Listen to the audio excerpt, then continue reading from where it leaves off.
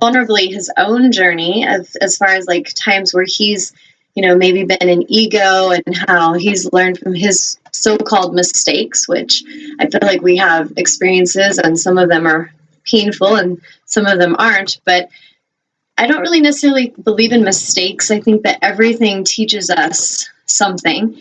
And for some souls, the so-called mistakes can be the most powerful teachers for them.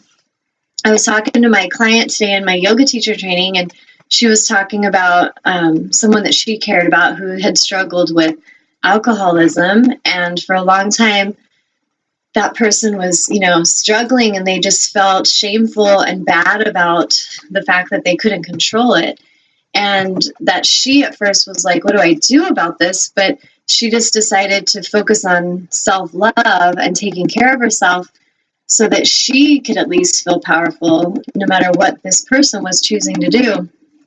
And it was interesting because she learned that that pain in this person she cared about actually brought her a lot of awareness, and it helped her become a better person, a more compassionate person, a more understanding, present person. And so her journey of finding self-love for herself and really honoring that alignment inspired this person to actually shift and give up alcohol. And it was really beautiful because she didn't go and tell them they had to, or throw a tantrum or shame them and say, you're a terrible person, you should stop drinking. There was no judgment or need to control. But yet it was so powerful how this person actually did choose the alignment just from being in that space with her of her alignment. And I talk about alignment all the time on this show, and it's because it's what my soul's here to talk about. And it's going to come through in all different ways. And some of you may hear this message once and you're just going to be like, boom, I got it. And you may start to live your life in such a more beautiful way where you show up for life and you stop missing the opportunities to love.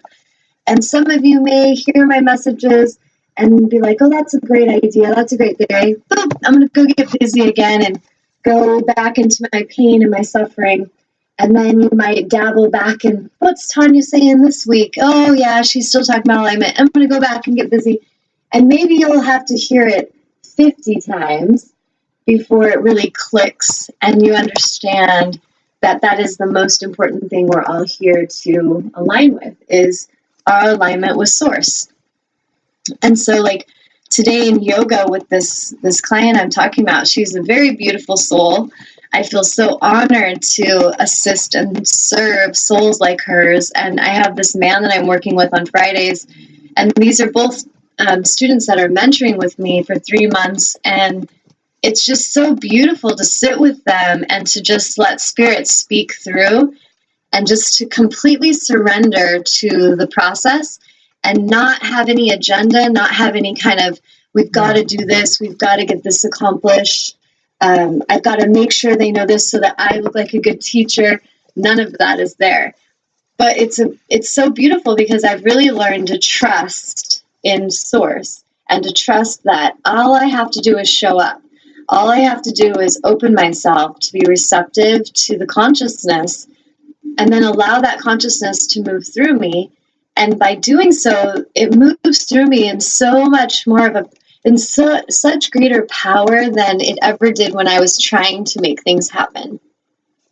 And that's kind of my point for today, is to really focus on the light that you each are and to realize that you are that light. Some of you may really have forgotten. You may really be still running around kind of, flailing on the earth as little humans, thinking all you are is your body.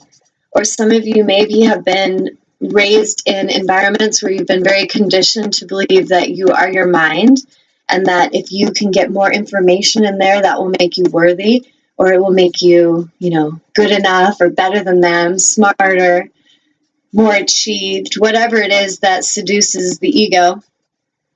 And for some, it's if I can be hotter and sexier than that girl, or if I can be, more talented than that guy, if I can have more buff muscles than that guy. whatever it is that we're doing, if we're coming from that place, it's really coming from fear. And I have really looked at life, and I feel like the essential nugget of life, if we want to enjoy our life, is to come from a space of love. And self-love does not mean narcissism. Self-love means I love myself deeply and I honor myself. I honor my body, my mind, my spirit. I honor my own time, my value.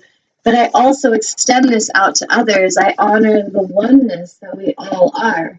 So if someone else is speaking, I'm listening deeply. If someone else is in the room, I'm offering them my presence. And that is really the most beautiful thing we can give to each other, is our presence, our gift of being right here, right now, fully with our attention. And so I just think that a lot of us, if we can understand that there's those two essential opportunities to align with every moment, and that is fear or love. And if we can start to question every moment, what am I choosing from right now? Am I choosing from fear, or am I choosing from love? So if it could be like you're going to tell somebody some information, something you feel, and are you speaking it from fear or are you speaking it from love? And that one little moment of clarity and of alignment will help you to allow consciousness to come through you in such a powerful and loving way that it shouldn't hurt another, and it shouldn't cause anyone to feel less than. It should actually encourage a connection that's deeper, and it should raise the vibration of the connection between the two souls or the group.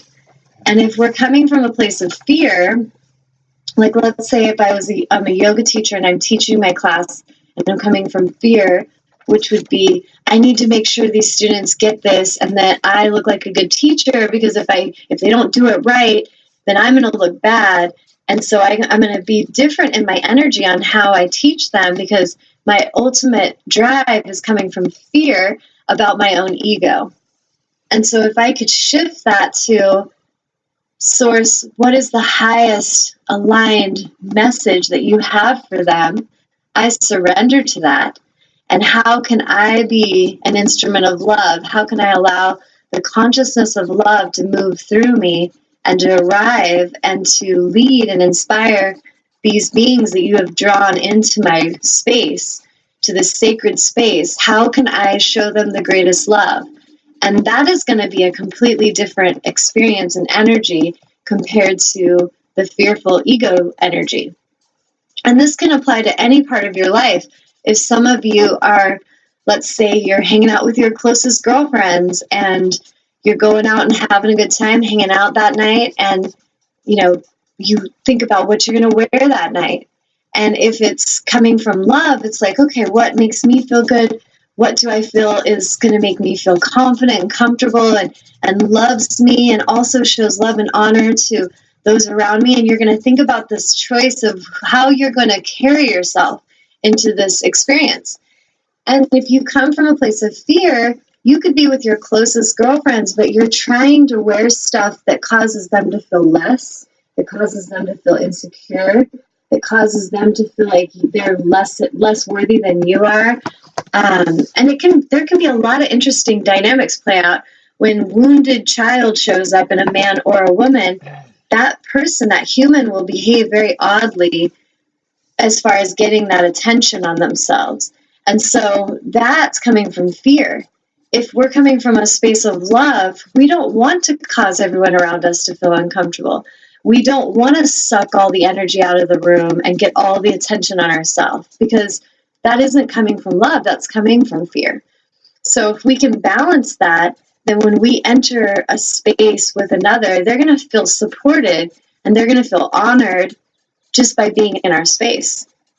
And if we're entering it from a place of fear, then they're going to feel not as honored. They're not going to feel as comfortable. And of course, we're not in charge of what everyone feels. So I don't want to give the impression that if people are acting oddly around you, that that's because of you, because it's not. There's people are going to choose how they're going to act. But what's important is not to be trying to change other people, but to just focus on what we can shift in ourselves, how we can be more awake and more aware as individuals that we are in a space of love, that we are answering the calling from a space of love rather than coming from a place of fear. And so in essence, that's the goal, I feel, for humanity, is to come to this place where we can each show up for each other, and we can really, come into every experience with greater love and greater light.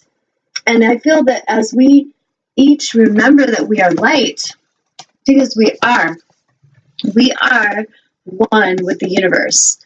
We are vast beings of light and consciousness, and that consciousness is streaming into this body. And like what I like to joke about is the spacesuit, the human spacesuit. And when I'm laying in yoga and I'm present with my breath and I'm connecting and I feel the energy of aliveness, like as I speak, if you are able to close your eyes, if you're driving, don't do that.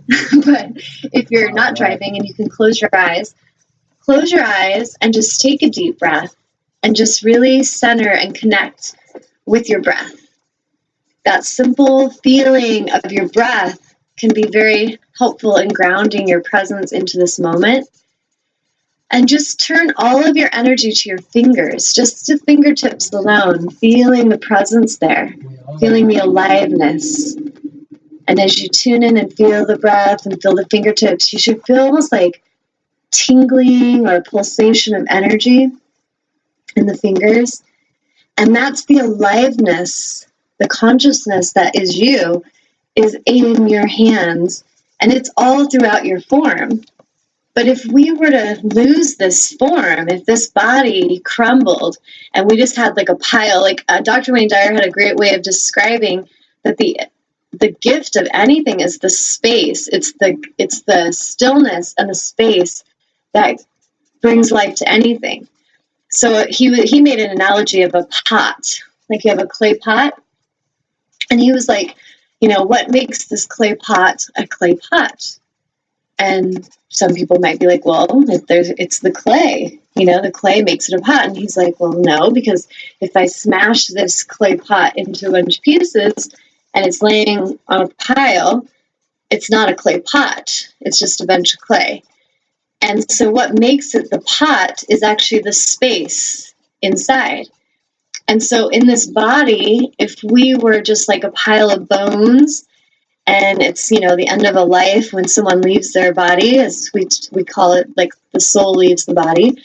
There's just the body, there's the skin, there's the bones, all the fluids and liquids in the body, all the organs. But as they lay there, there's not a human there. There's no, like if I was laying there in a pile, there would not be Tanya there. It would just be a pile of like body stuff that was to create Tanya. And so my point is that the consciousness that we are, that is really who I am. And when Christ was talking about the great I am, I really understand what this soul was talking about, which was that he understood, he was in a space of self-realization, and he understood that he and him being connected to his source connection, which he talked about his heavenly Father, which was probably the best way he understood how to describe that, is the source connection, and that's consciousness. And so the great I am is this understanding that you are anything you desire to be. That I am is a powerful statement to make before anything, and to be very mindful of what we affirm after I am, because as you passionately and powerfully state I am anything, whatever you put after that, you are calling out to the universe, and you are in essence setting an intention of what you are becoming. And so it's really an amazing thing to pay attention to, of what are we becoming? What are we focusing our thoughts upon? And then how are we speaking those thoughts out loud and internal? Oh, good grief. Well,